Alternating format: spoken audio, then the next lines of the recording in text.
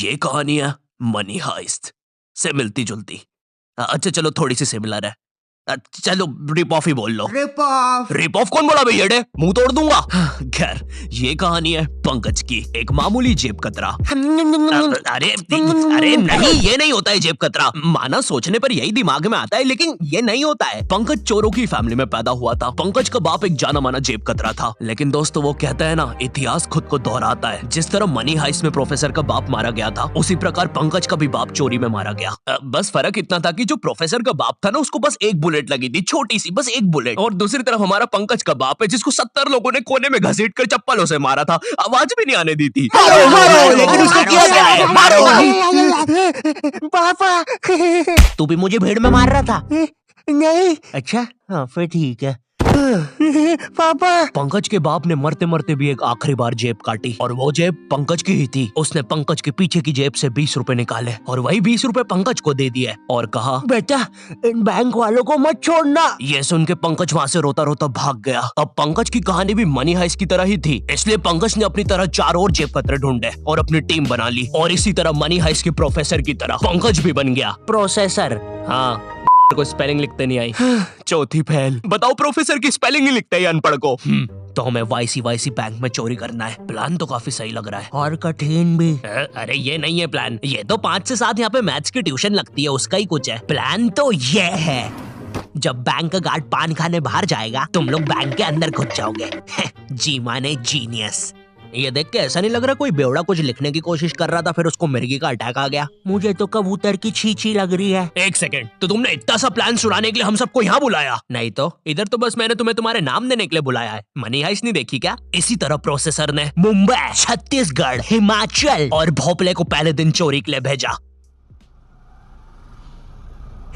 बम्बई का ट्रैफिक मियाँ, क्या बोले अभी 2 घंटे से यहीं फंसा के रखा है। वैसे तुम क्या करने जा रहे मियाँ? टट्टू वट्टू हो क्या? ये भाड़े के कपड़े और प्लास्टिक की बंदूक लेके नाटक वाटक करते हो क्या? चोर वोर बनते हो क्या? शक्ल भी बड़ी गंदी है। कि कहीं चोरी वोरी करने जा रहे हो? डाका वाका डालोगे? हाँ ये पास वाली बैंक में डाका डालने जा रहे हैं। आप कहे तो आपके पीछे से भी ये बंदूक डाल देते हैं, बड़ी मस्त चलती है, फट फट। अरे मियाँ अबे ओ कनपट्टी पे ऐसी संटी बजाएंगे ना, आगे चुपचाप। ट्रैफिक ने वैसे ही मार रखी है, बैंक भी बंद हो गया होगा अभी तक। गर्मी लग रही है। चोरी का दूसरा दिन। अरे भैया जरा सुनना, ये वाईसी बैंक किधर पड़ता है?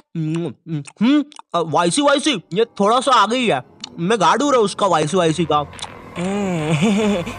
ओके। धूम मचा ले। छी, धूम मचा ले। कितने गंदे डायलॉग्स दिए यार तुम्हें। अबे उसमें मेरी क्या गलती है? जो स्क्रिप्ट राइटर ने लिखा है वही पढ़ रहा हूँ मैं भी। ओह हेलो मिस्टर, मैंने ना आज तक कभी चोरी नहीं करी है और बैंक में तो बिल्कुल डाका नहीं डाला है, तो मुझे कैसे पता होगा कि एक चोर चोरी के समय क्या डायलॉग मारता है? लिख दिया धूम मचा ले। और तुम्हें चोरी नहीं करना क्या? अरे हाँ अभी याद आया। चल मैनेजर फटाक से सारे पैसे डाल इसमें। क्या? अबे ये कौन सा तरीका है बे डरने का? मुंबई पुलिस आ गई है, हमें जल्दी करना होगा।